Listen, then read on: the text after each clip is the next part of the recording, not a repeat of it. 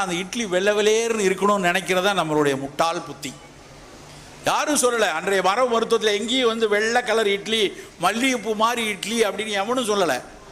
ஆனால் நாம் ஒரு வெள்ளை மாயையில் வெள்ளை கலர் இட்லியில் போயிருக்கோம். நம்ம இட்லி நல்லா சாம்பல் கலரில் கருப்பா இல்லைன்னா சிவப்பாக இருந்தால் அதுதான் சிறப்பு நண்பர்களே. வெள்ளையாக இருக்க எல்லாமே ஆபத்து. எது கருப்பாக இருக்கிறோம் நம்ம கருப்பன் மாதிரி அதுதான் நமக்கு சிறப்பு.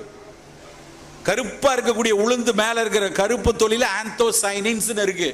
கருப்பு பன்னீர் திராட்சை திண்டுக்கல்ல இருந்து கிடைக்குது. அதில் ரிசர்வட்டால், சும்மா இல்லை, ஆந்தோசைனின்ஸ் ரிசர்வட்டால்ங்கிற வார்த்தையை நீங்கள் கூகுள் பண்ணி பாருங்க. புற்றுநோயை எதிர்க்கக்கூடிய சத்து அதில் இருக்கு. அதை போய் நம்ம தூர போட்டுட்டு கொட்டை இல்லாத திராட்சை இருக்கா, விதை இல்லாத திராட்சை இருக்கா? விதை இல்லாத திராட்சை சாப்பிட்டா விதை இல்லாமல் தான் போயிடுவான் அவன். எதுக்கு? நம்ம ஊரில் நம்ம பகுதியில் விளையக்கூடிய திண்டுக்கல்